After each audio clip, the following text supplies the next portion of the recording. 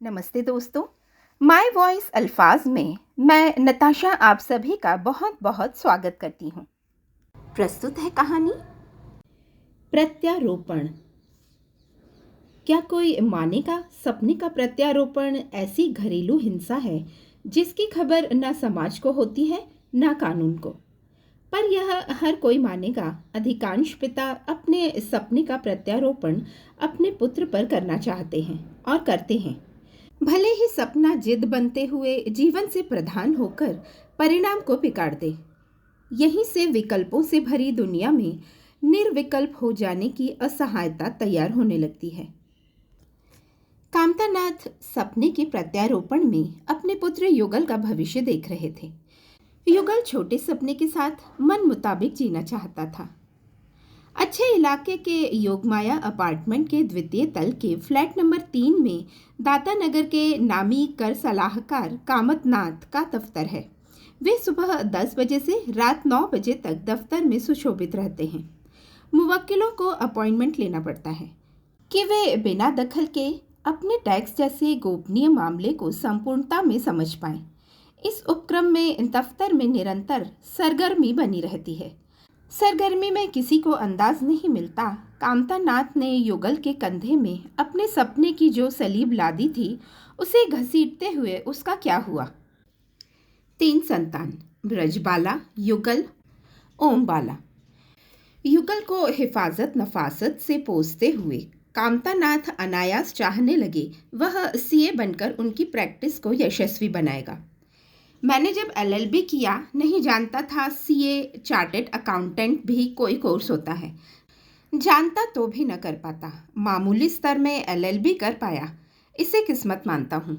दाता नगर में इस समय जो 6 सीए हैं खुद को हुक्मरान समझते हैं। युगल, तुम सीए बनोगे। कक्षा 5 का विद्यार्थी युगल सपने के प्रत्यारोपण की जटिलता नहीं समझता था।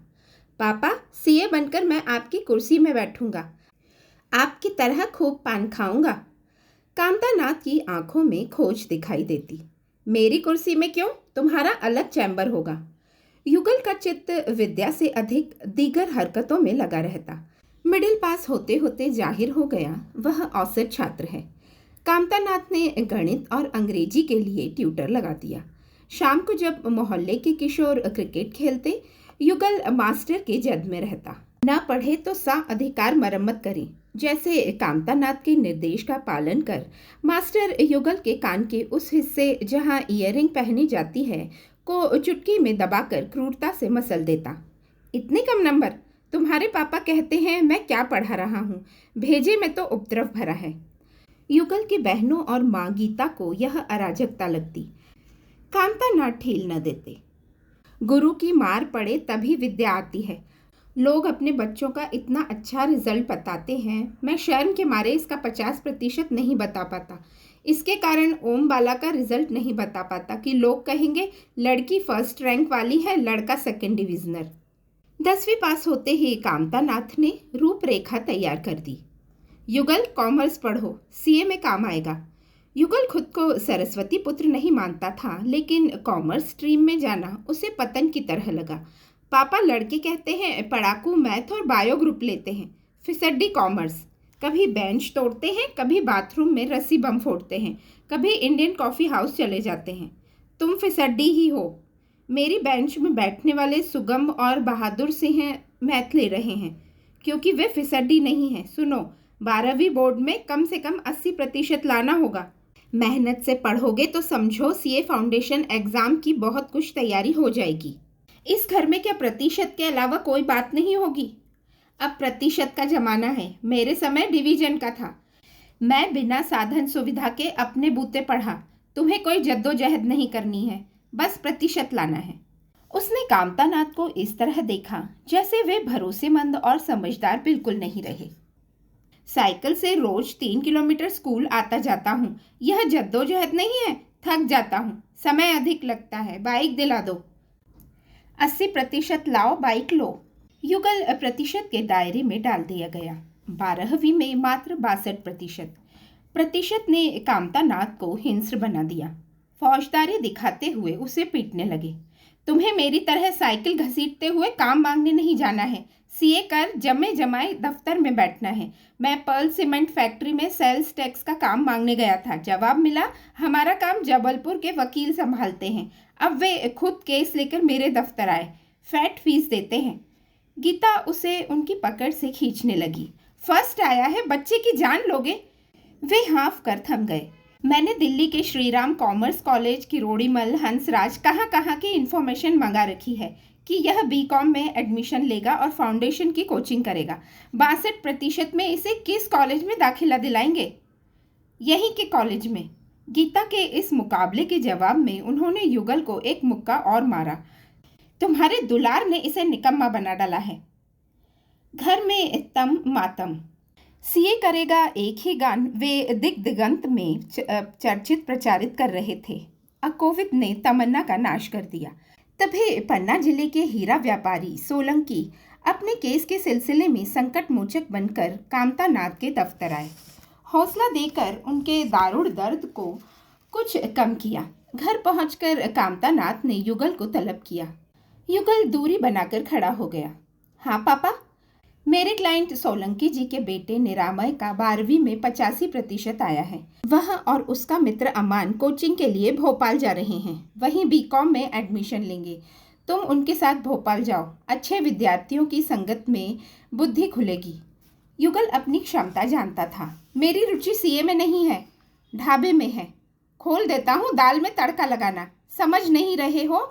ये बरस कैरियर बनाने के हैं। जब समझोगे ढाबा चलाने के लायक ही बचोगे। मानसिक मनोवैज्ञानिक दबाव में विक्षिप्त होने से अच्छा है भोपाल चले जाना। पापा नाम के प्रेत से छुटकारा मिलेगा। युगल भोपाल में। कामतानाथ और सोलंकी कॉलेज, कोचिंग, घर की व्यवस्था बनाने हेतु तीनों के साथ गए। लौटते हुए कामतानाथ ने युगल को निरामय के सुपुर्द किया। निरामय, तुम्हारे कारण युगल को यहाँ पढ़ा रहा हूँ। इसे सिखाओ तुम किस तरह पढ़ते हो।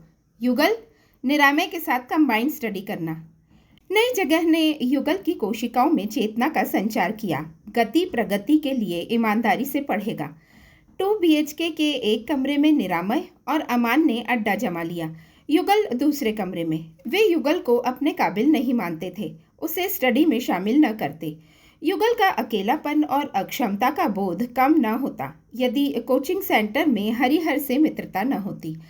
हरिहर के कृपण पिता ने उसे उसकी बुआ के घर रख दिया था। बुआ की अरुचि से हरिहर क्षुब्ध रहता था। युगल ने उसे अपने फ्लैट में रखकर उसकी क्षुब्धता और अपने अकेलेपन का निवारण किया। युगल के कमरे में रहते हुए हरिहर से हरिया हो गया। निरामय और अमान ने एक किस्म का विभाजन कर रखा था। वे स्टडी में इतने लीन रहते कि हरिया और युगल की ओर कतई ध्यान न धरते थे। फाउंडेशन की परीक्षा मई और नवंबर में होती थी। बीकॉम प्रथम वर्ष की सालाना परीक्षा और मई की फाउंडेशन परीक्षा देकर युगल दातानगर आ गया। जुलाई चल रही थी, लेकिन बीकॉम द्वितीय वर्ष की कक्षाएं आरंभ न होने से वह दातानगर में ही था। मूसलाधार बारिश हो रही थी जब दांव हारने जैसा मुख लिए कामतानाथ चैम्बर से लौटे। युगल, सोलंकी का फोन आया था। निरामय और अमान ने फाउंडेशन पास कर लिया। युगल ने जस्टिफिकेशन की कोशिश कर अपना बचाव किया। हरिया भी पास नहीं हुआ। कहा था निरामय के साथ पढ़ो। तुमने हरिया जैसे फेलियर की संगति पकड़ ली। निरामय मुझसे मतलब नहीं रखता, तुम उससे मतलब रखो। गीता ने संतुलन बनाया। युगल अगली बार पास हो जाएगा। कामतानाथ ने क्रोध में वाष्पसी छोड़ी। गीता, तुम जिस मामले को नहीं समझती चुप रहा करो। ब्रिजबाला की शादी हमने अच्छा दहेज देकर रेंजर से कर दी। ओम बाला का भी कुछ हो जाएगा। यह लड़की नहीं है जो दहेज देकर इसके लिए सरंजाम बना दूंगा। इसे अपनी श्रेणी खुद बनानी पड़ेगी। कक्षाएं शुरू होते ही युगल भोपाल आ गया। फ्लैट में 4 लड़के, 2 सफल 2 असफल। अब तक चारों साइकिल से आवाजाही करते थे। सफलता पर सोलंकी ने निरामय को बाइक खरीद दी। निरामय और अमान स्वच्छ कपड़े, चमकते बूट, कड़क टाई लगाकर बाइक से आर्टिकलशिप के लिए जाते। उनकी सत्ता देखकर युगल ने खुद से वादा किया, पूरे कौशल से पढ़ेगा। लेकिन बीकॉम पूरा हो गया, फाउंडेशन क्लियर न हुआ। इस दौरान जबर बात यह हुई कि अमान ने इंटर का एक ग्रुप निकाल लिया। निरामय दोनों ग्रुप निकालकर फाइनल ग्रुप में आ गया। बीकॉम 58% ने संदर्भ बहुत बदल दिए। दाता नगर नहीं जाना चाहता था, पर कोई ठौर नहीं। घर में शासक की तरह रहता था, अभियुक्त की तरह रहने लगा। अधिकार के साथ अपनी जहमती ज़रूरतें बताता था, अब छिपाने लगा। माता पिता की आंखों का तारा था, अब वह कसैला धुआं बन गया जो आंखों में जलन उत्पन्न करता है। हरिया ने उसके काले रंग वाले छोटे मोबाइल पर फाउंडेशन का परिणाम घोषित होने की इत्तला दी। वह तेज सांसों, तेज धड़कनों के साथ कंप्यूटर सेंटर गया। एक और असफलता। देर तक सड़कों में चहलकदमी करता रहा, जैसे घर जाने का साहस एकत्र कर रहा हो। कामतानाथ बेसब्री से आगे के कमरे में डटे थे। सॉरी पापा, कामतानाथ ने अभिप्राय भांप लिया। मुझे उम्मीद भी नहीं थी। दुकानों में बही खाते लिखने लगो या ढाबा खोलकर मेरी कीर्ति बढ़ाओ। सॉरी पापा, तुम्हारे साथ मेरी सामाजिक आर्थिक हैसियत जुड़ी हुई है।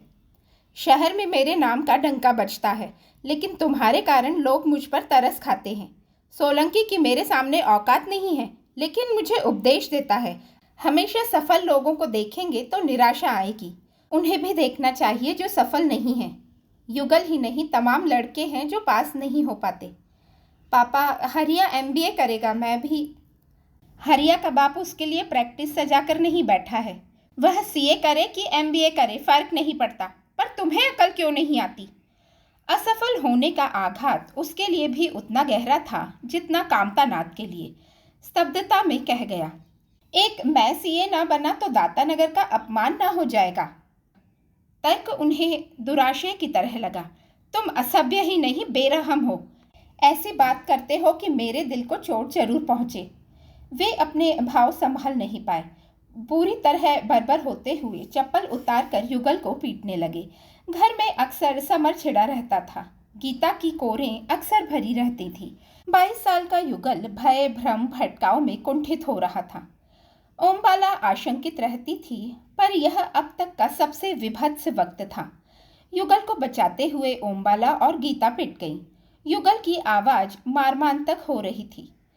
माँ, ओमबाला हट जाओ, मेरा जो होना है हो जाने दो। उनकी पकड़ ढीली पड़ गई।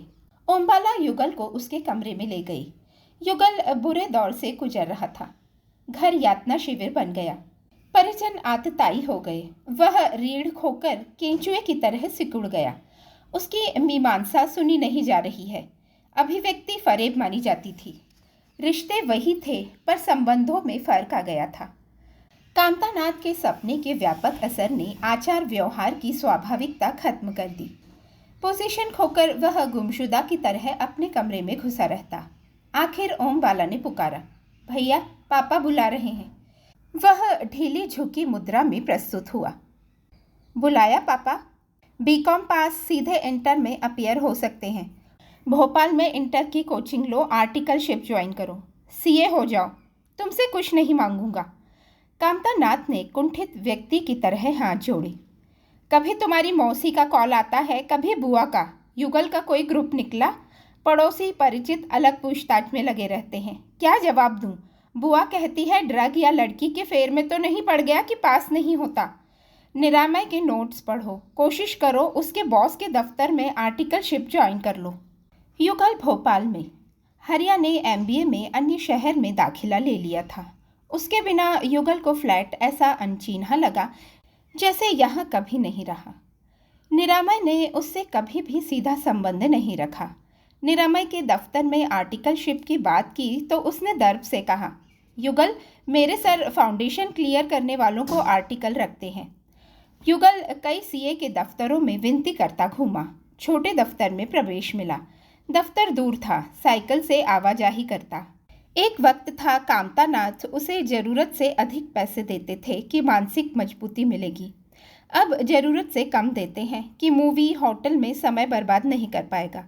निरामय और अमान मूवी जाते। इतवार की शाम टिफ़िन सेंटर बंद रहने से होटल में अच्छा खाना खाते।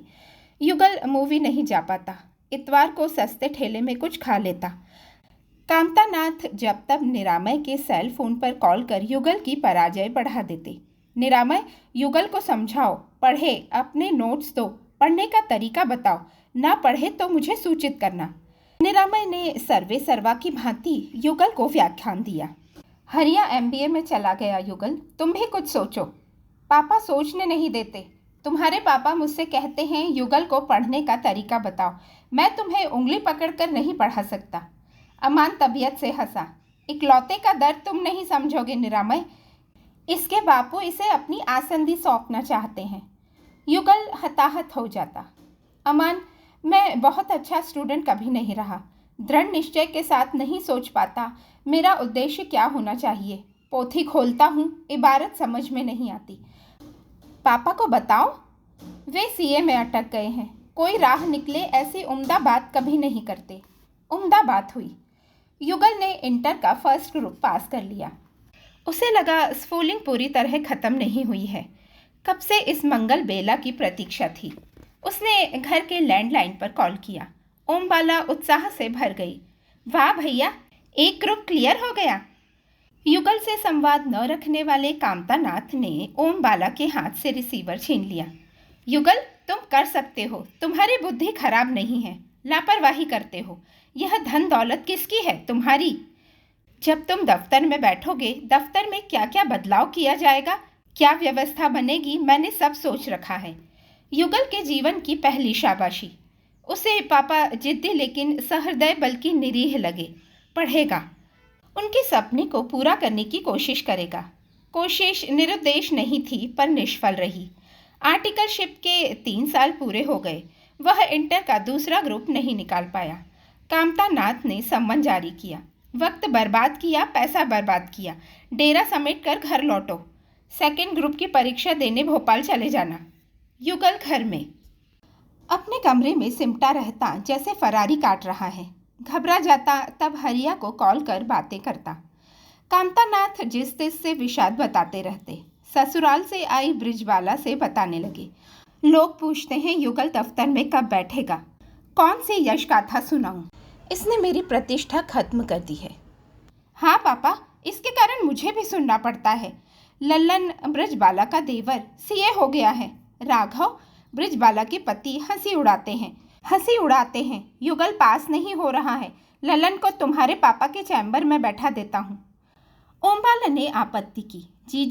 जीजा जी हमारे घरेलू मामले में दिलचस्पी न लें। यहाँ पहले ही इतने मतभेद हैं। ब्रजबाला को ओमबाला का युगल के लिए फिक्रमंद होना अनुचित लगा। ओमबाला, युगल की चमची न बनो। लोग कहते हैं क्योंकि यह मौका देता है। कामतानाथ का विषाद बढ़ गया। मेरा भाग्य खोटा है। सबके लड़कों की अच्छी खबर सुनता हूँ। चाहता हूँ मैं भी कुछ अच्छा सुनाऊँ। बहुत हुआ। हर बात की एक सीमा होती है। चुप रहते हुए अधिकार विहीन की तरह रहने वाला युगल मानो बिना किसी तैयारी के बोल उठा। जो लोग सीए ना बने क्या जीना छोड़ दें? हम छोटे सपने के साथ नहीं जी सकते। ठीक है, मैं बही खाते लिखूंगा, दाल में तड़का लगाऊंगा। कामतानाथ वाष्प सी छोड़ने लगे। निकम्मे की तरह मत सोचो। आप कुछ सोचने कहाँ देते हो? तुम भी लड़की होते तो ब्याह कर गंगा लड़की होता तो आपका वारिस होने की सजा न मिलती। चाहते क्या हो? अच्छा इंसान बनकर जीना चाहता हूँ। अच्छे इंसान होते तो मेरा खून न जलाते। युगल एकाएक उठकर कहीं चला गया। अब यही होने लगा था। कामतानाथ समर ठानते, यह कहीं चला जाता, देर रात लौटता। ओमबाला द्वार खोलती, थाली परस कर उसके कमरे में ले जाती। ललन के शौर्य ने ऐसा मानसिक संघात दिया कि रात के 2 बज गए, युगल न लौटा। कामतानाथ और गीता एक दूसरे को घात प्रतिघात देने लगे। कोशिश कर रहा है, नहीं पास होता तो क्या करे? आज के लड़कों पर सख्ती नहीं चलती। अखबार में पढ़ा किसी छात्र ने 12वीं में फेल होकर आत्महत्या कर ली। तुम्हें एक ही जिद है, युगल सीए बने। मैं उसका दुश्मन नहीं हूँ। बच्चा घर नहीं लौटा है, मैं ढूंढने जा रही हूँ। गीता द्वार खोलकर बाहर निकल गई। आशंका से घिरे कामतानाथ ने उसका अनुसरण किया। चारों ओर भटकी। युगल घर के पास वाले स्टेडियम की सीढ़ियों पर गहरी नींद में सोता मिला। कामतानाथ की आशंका शुद्रता में बदल गई। यहाँ पसरा है, जो ड्रामा करना है घर में करे। गीता ने मानो भविष्य बांच लिया।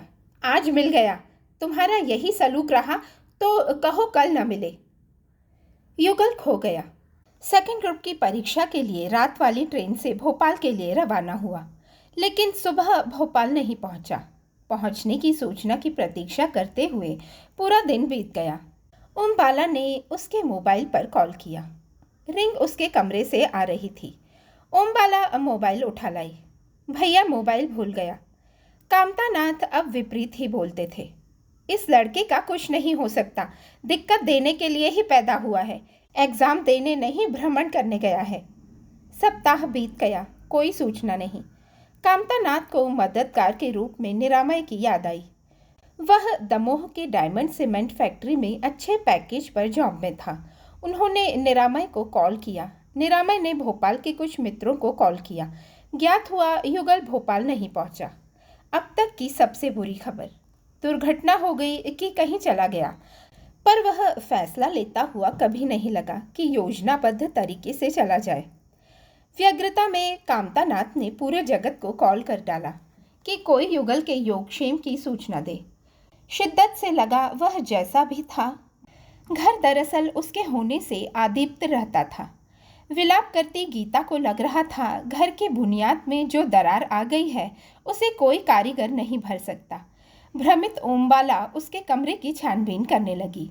सीए की मोटी पोथियों के बीच पतली डायरी मिली। मित्रों के कांटेक्ट नंबर होंगे जैसी जिज्ञासा में डायरी देखने लगी। नंबर नहीं थे। अवसाद के क्षणों में जहां तहां लिखी बेतरतीब इबारतें थीं। कोई नहीं जानता मेरी तकलीफ कितनी जायज़ है। मैंने मेहनत की पर एक ग्रुप से आगे नहीं बढ़ सका। पेपर देता हूँ लेकिन कुछ समझ में नहीं आता। पापा ने मेरी शक्ति और कार्य शक्ति को खत्म कर दिया है। वे तानाशाह हैं। माँ भी वह नहीं रही जो थी। होती तो पापा की क्रूरता को रोकती। कहती हैं पापा से बहस क्यों करते हो। आज से चुप हूँ। मैं लड़की होता तो ग्रेजुएशन के बाद अच्छे दहेज के साथ मेरी शादी हो जाती। मैं जीजी की तरह इस घर में आदर पाता। मैं शादी नहीं करूँगा। पापा ठीक कहते हैं, निकम्मे को अपनी लड़की कोई नहीं देगा। ओमबाला तुम मेरी बेस्ट फ्रेंड हो। बाकी मुझे अपनों से, दोस्तों से, बाशिंदों से डर लगने लगा है। जी चाहता है ऐसी जगह चला जाऊं जहां रिश्ते ना हो। ढाबा खोलकर बही खाते लिखकर अपना बंदोबस्त कर लूं। मेरा पूरी दुनिया से विश्वास उठ गया है। यह दुनिया अब मेरी नहीं है। ओमबाला के आंसू नहीं थम रहे थे। हिचक कर रोई, फिर बिलक कर रोई। कामतानाथ के सम्मुख तन कर खड़ी हुई। पापा, मेरा भाई घर क्यों नहीं आता? आपने कभी नहीं पूछा वह क्या चाहता है। उसे वही करना पड़ता था जो आप चाहते थे। माँ, तुम भी उसे फटकारती थी कि पास नहीं होता। बाकी लड़के कैसे पास हो जाते हैं। इस घर में जन्म लेने की भैया ने बहुत बड़ी कीमत चुकाई है। मुझे बड़े सपनों से डर लगने लगा है। वे लोग ही अच्छे जिनके सपने बड़े नहीं होते। बच्चों को जीने तो देते हैं। अब ललन को अपनी कुर्सी पर बैठा दो या उस निरामय को जिसके आगे आप भैया को निकम्मा समझते रहे। आपने इतना दबाव बनाया कि वह सह न सका। पता नहीं किस अकेलेपन में घर से गया। उसे घर लाओ, मेरा जी घबरा रहा है। अकेला पड़ गया था युगल। हरिया ने सौहार्द निभाया। उसके अवसाद को भांपकर हरिया अक्सर कॉल करता। युगल, तुम पापा की आसंदी संभाल सकते हो। कैसे? एलएलबी करो। वे खुद एलएलबी हैं, पता नहीं क्यों सीए का फितूर लिए बैठे हैं। कहते हैं सीए होना प्रतिष्ठा की बात है। तब तो उनकी कोई प्रतिष्ठा नहीं है। तुम खुद बताते हो दातानगर के टॉप क्लास एडवोकेट हैं। सीए उनसे ऑडिट का काम मांगते हैं। ऐसा है। तुम अच्छे बच्चे की तरह लॉ में एडमिशन ले लो। पापा गोली मार देंगे। डरा रहे हो? मैं दातानगर में नहीं रहना चाहता। जो मिलता है जरूर पूछता है, यही हो? भोपाल नहीं गए? यहाँ एडमिशन लूँगा तो कहेंगे यहीं पढ़ना था तो भोपाल में बाप का पैसा काहे फूक रहे थे। ऐसा कब तक चलेगा? पता नहीं, पापा ने मेरे दिमाग में फेलियर शब्द इस तरह चस्पा कर दिया है कि मैं कुछ नहीं कर सकूँगा, करना ही नहीं चाहता। कुंठा हमेशा काम बिगाड़ती है, मानसिक रोगी बन जाओगे। बन गया हूँ। सोता हूँ तो नाइटमेयर्स डराते हैं। कभी लगता है थकान से मर गया हूँ, कभी लगता है भूख से मर गया हूँ। लाश को लावारिस समझकर सरकारी अमले ने जला दिया है। घर वालों को अपनी समस्या बताओ। मेरी बात बहानेबाजी समझी जाती है। भूल गया हूँ मैं कभी पापा और माँ की आंखों का तारा था। मैंने पापा को माँ से कहते सुना है, इसे पैसे ना दिया करो, खाना कपड़ा मिलता है और क्या चाहिए। कई बार सोचा आज से खाना नहीं खाऊंगा, पर कोई भूख आखिरी नहीं होती, बार बार लगती है। दिन में कई बार लगती है। कहाँ तक कहूँ हरिया, कभी पापा के वॉलेट से, कभी माँ की अलमारी से पैसे चुराता हूँ, अपनी ही नज़रों में गिरता हूँ। कई बार ओम बाला ने अपनी बचत दी, छोटी बहन से लेने में ग्लानि होती है। ऐसा कब तक चलेगा? चलता रहेगा। तुमने अच्छा किया जो एमबीए कर लिया, इटारसी में जॉब कर रहे हो। इटारसी आ जाओ, साथ में रहेंगे, लॉ में एडमिशन ले लेना। लगता है जो करूँगा गलत होगा, जो नहीं करूँगा वह भी गलत होगा। रास्ते कभी बंद नहीं होते, आ जाओ। सांसें बढ़ी, धड़कन बढ़ी, लेकिन युगल ने फैसला कर लिया।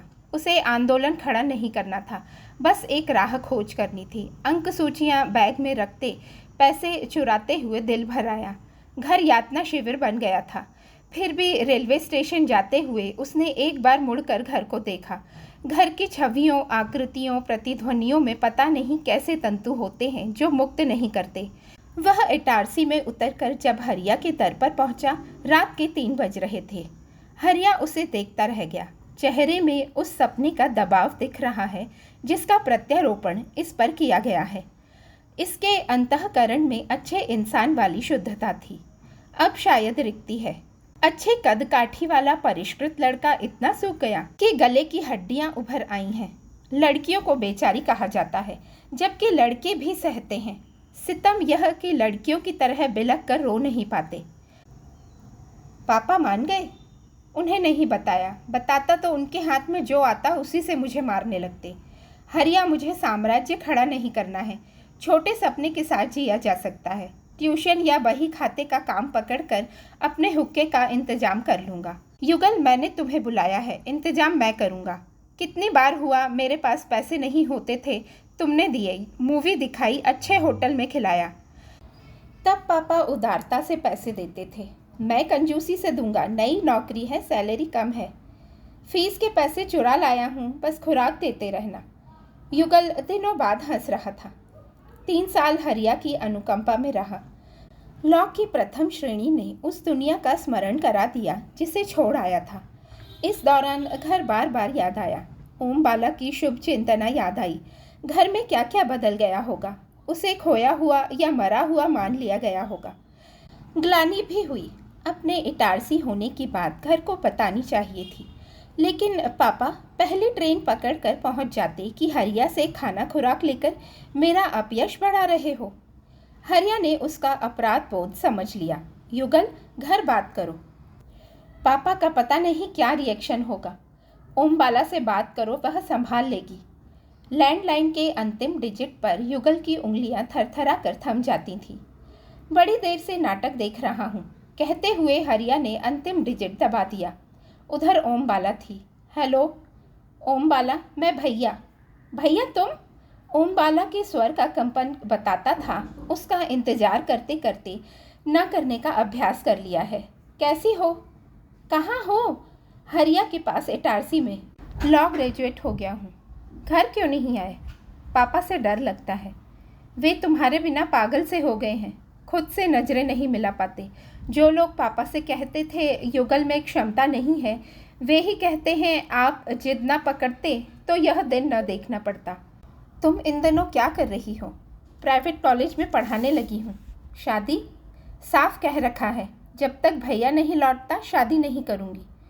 तुम्हें लगता था मैं लौटूंगा? पता नहीं, पर पता था तुम नहीं लौटते तो शादी नहीं करूँगी। आता हूँ, किसी को न बताना, सरप्राइज दूंगा। युगल लौटा। आह कराह से उबरकर घर ने अच्छे दिन देखे।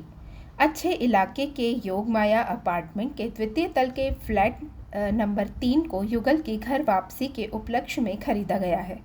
कामतानाथ युगल से नए सिरे से परिचित हो रहे हैं। नहीं जानते थे उसमें काम करने, स्टाफ से काम कराने की भरपूर क्षमता है।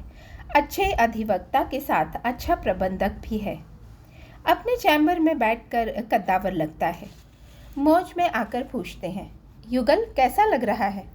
अच्छा लग रहा है। दंड फंद कर अपने मुवक्किल पर लगे कर को कम या ख़त्म करना, sales tax, income tax, excise, GST, VAT को समझना, अधिकारियों के मिजाज को परखना अच्छा लग रहा है। आप खुश हो?